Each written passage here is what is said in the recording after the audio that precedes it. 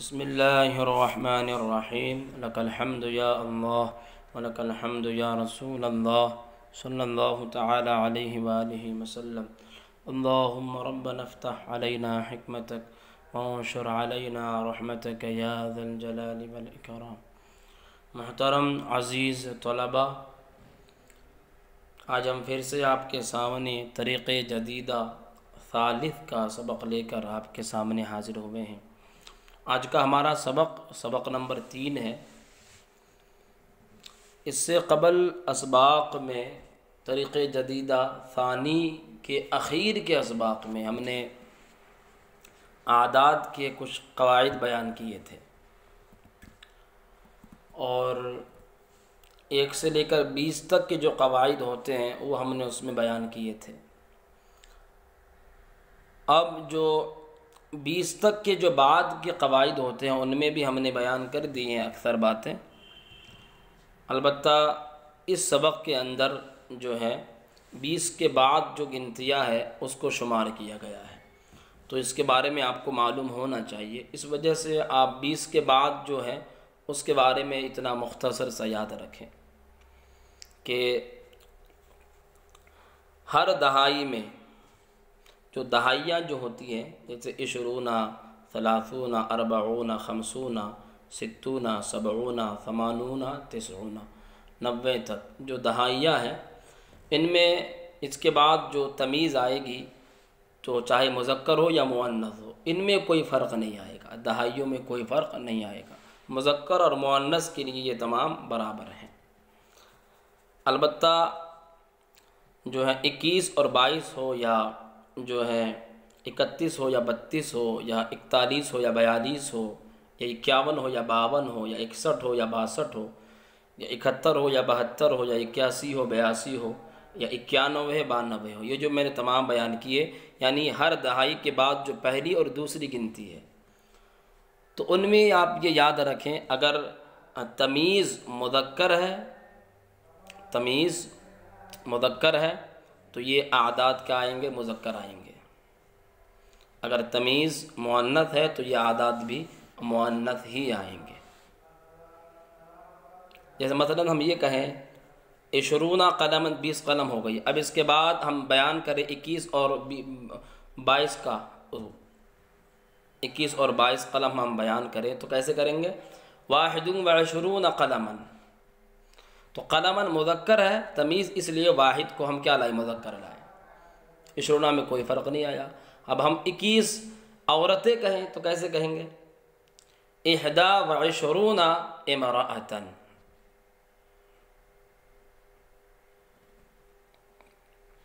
اس طرح کہیں گے، یا 21 امرأۃ، 21 عورتیں۔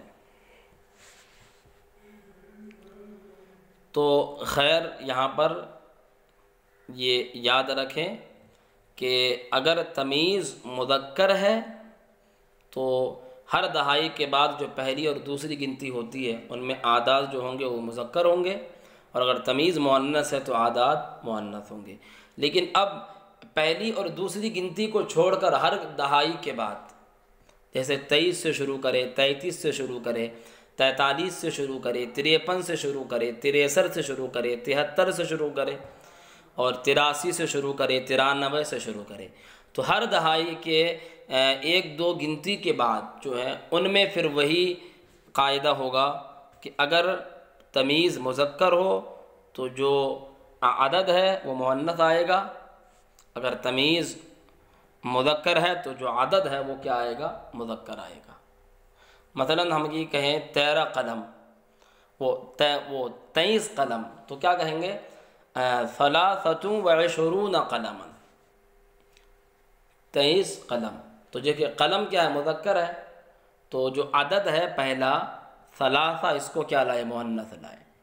لیکن اگر 23 عورتیں کہنا ہو تو 23 امرأۃ، امرأۃ مؤنث ہے، لہذا جو عدد ہے ثلاث، اس کو کیا لائے؟ مذکر لائے۔ تو کل ملا کر یہ ہے کہ اگر تمیز مذکر ہو، تمیز مذکر ہو تو یہ کیا آئیں گے؟ مؤنث آئیں گے، اگر تمیز مؤنث ہو تو یہ مذکر آئیں گے۔ اس کے بارے میں باتیں یاد رکھیں۔ دیکھیں اب سبق کو شروع کرتے ہیں۔ الدرس الثالث، تیسرا سبق۔ فی یدی 20 قلما وعلی المنضدۃ اقلام کثیرہ۔ فی یدی میرے ہاتھ میں 20 قلما 20 قلم ہیں۔ تو فی یدی، یدی ید کا معنی ہاتھ آتا ہے، اس کی جمع ایدی ایادی آتی ہے۔ فی یدی میرے ہاتھ میں، یہ خبر مقدم ہے۔ 20 قلما 20 قلم ہے، 20 قلم ہے۔ تو 20 ممیز ہو جائے گا اور قلمن تمیز، ممیز تمیز سے مل کر یہ مبتداء مؤخر ہے۔ میرے ہاتھ میں 20 قلم ہے۔ وعلی المنضدۃ اقلام کثیرہ، اور ٹیبل پر اقلام کثیرہ بہت زیادہ قلم ہے۔ اقلام قلم کی جمع، اور اقلام چونکہ جمع تکسیر ہے اس لیے کثیرہ کو مؤنث لایا گیا۔ منضدہ واحد ہے، اس کی جمع مناضد آتی ہے، اس کا معنی آتا ہے ٹیبل، اور ٹیبل پر بہت زیادہ قلم ہے۔ اب آپ آگے دیکھیں تو آخذ قلما، میں ایک قلم لیتا ہوں، جس طرح طریق جدیدہ ثانی کے اخیر میں جملے گزرے بالکل اسی طرح یہاں پر بھی جملے ہیں۔ میں ایک قلم لیتا ہوں، فَأُضِيفُهُ إِلَى مَا فِي يَدِي، اضاف یضیف، الاضافت مصدر ہے باب افعال سے، اس کا معنی آتا ہے ملا دینا، اضافت کرنا۔ تو اضیفہ، اور اس کو میں ملا دیتا ہوں، الی ما فی یدی، اس میں جو میرے ہاتھ میں ہے، فیکون ما فی یدی، تو جو میرے ہاتھ میں ہے ہو جاتا ہے 21 قلما، 21 قلم۔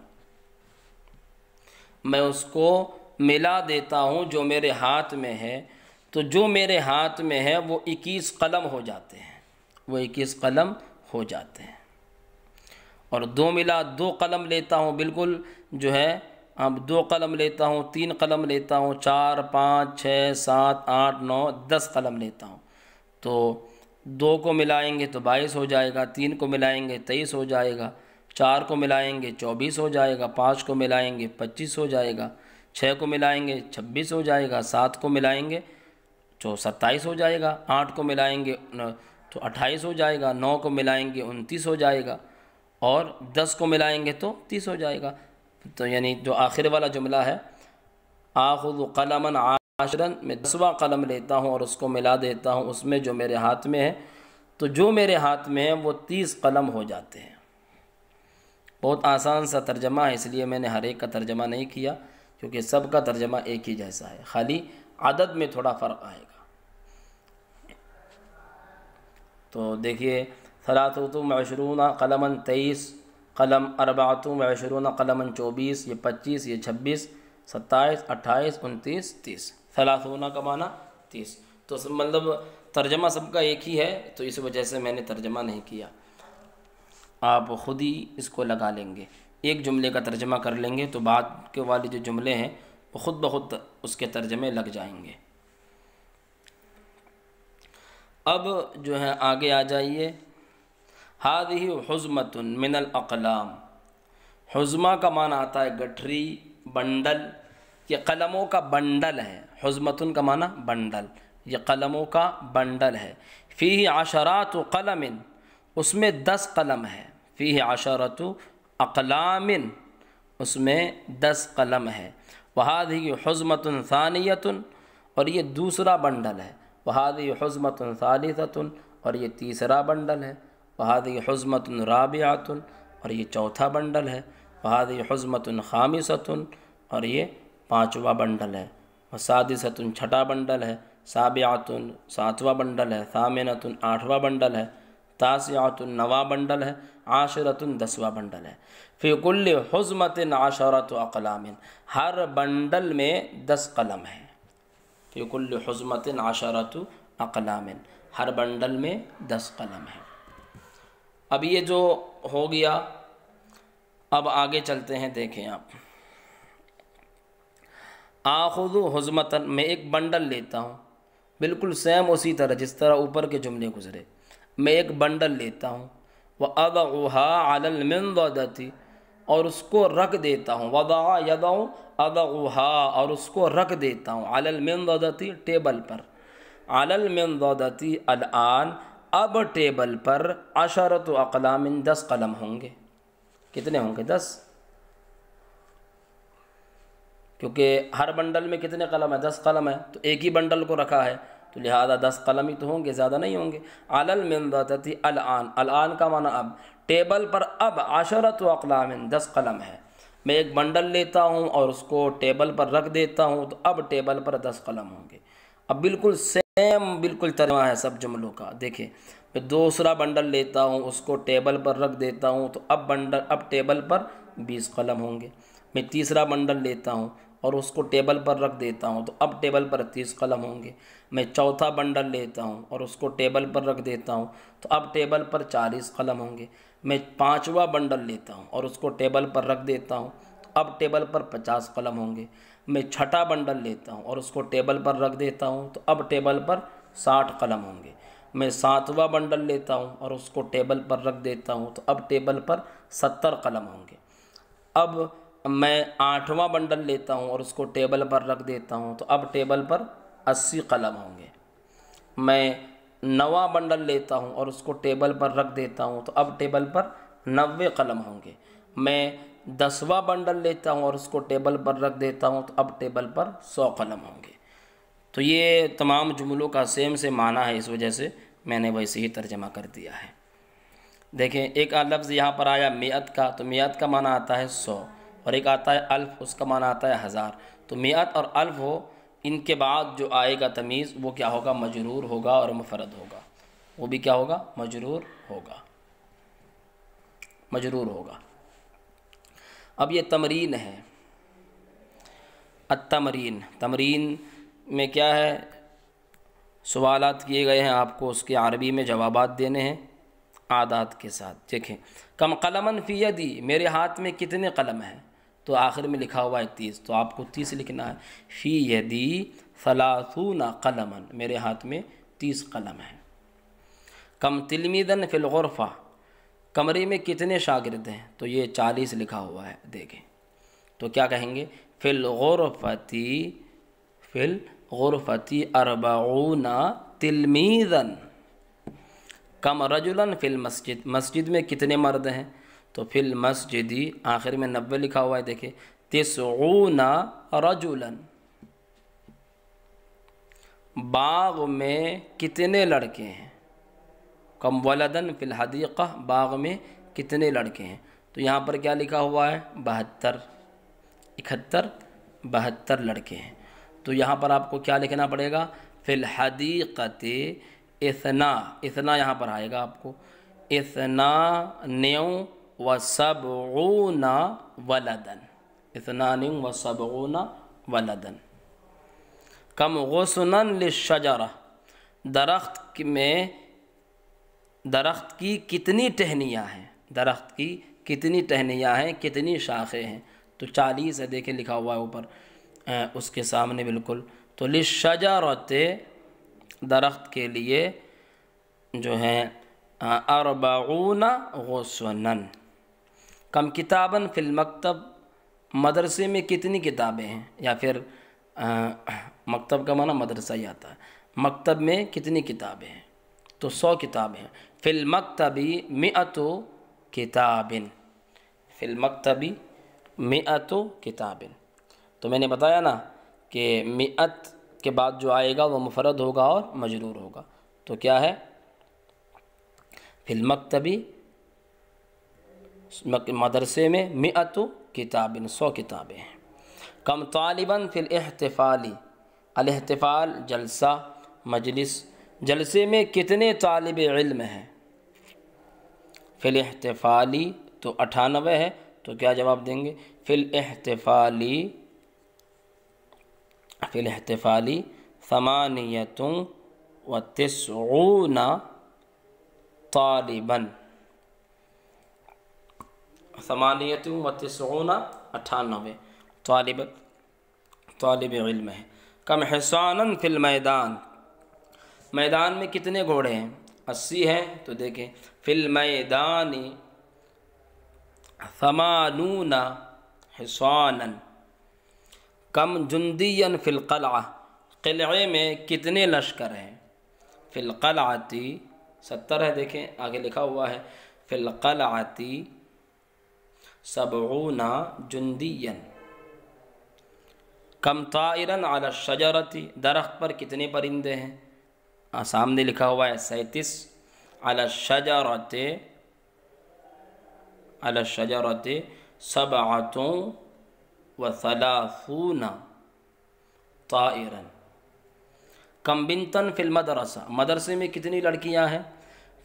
تو سامنے لکھا ہوا ہے 97 فی المدرسۃ 97 بنت، وہ یہاں پر آئے گا 7 کیونکہ بنت مؤنث ہے، 97 بنتن کم امرأۃ فی الاحتفال، جلسے میں کتنی عورتیں ہیں مجلس میں؟ تو فی الاحتفال آگے لکھا ہوا ہے 55 فی الاحتفال 55 امرأۃ کم طالبۃ فی القاعہ، حال میں کتنے طالب علم ہیں؟ تو آگے لکھا ہوا ہے 86 فی القاعتی 86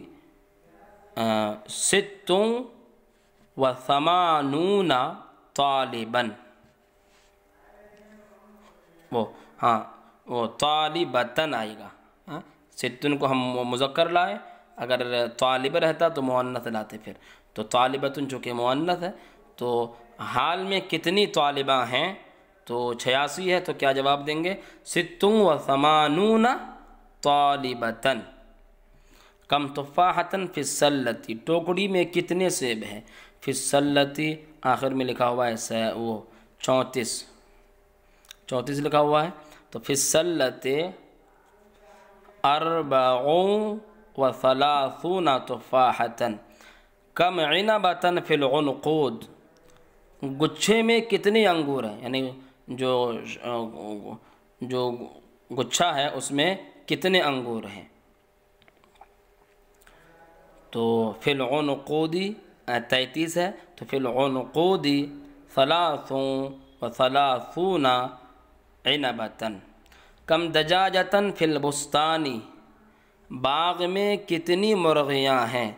فی البستان آخر میں لکھا ہوا 67 فی البستان 7 اور 60 کے لیے 60 آتی ہے تو 67 دجاجۃ کم زہرۃ فی الشجرۃ، درخت میں کتنے پھل ہیں؟ زہرتن کا معنی آتا ہے پھول اور ثمر کا معنی آتا ہے پھل، تو درخت میں کتنے پھول ہیں؟ تو کیا آئے گا؟ فی الشجرۃ یہ 99 ہے، فی الشجرۃ 99 زہرۃ 99 کم سمکۃ فی البحیرہ، البحیرہ کا معنی آتا ہے جھیل، جھیل میں کتنی مچھلیاں ہیں؟ تو کیا جواب دیں گے؟ فی البحیرہ 88 ہے تو فی البحیرۃ 88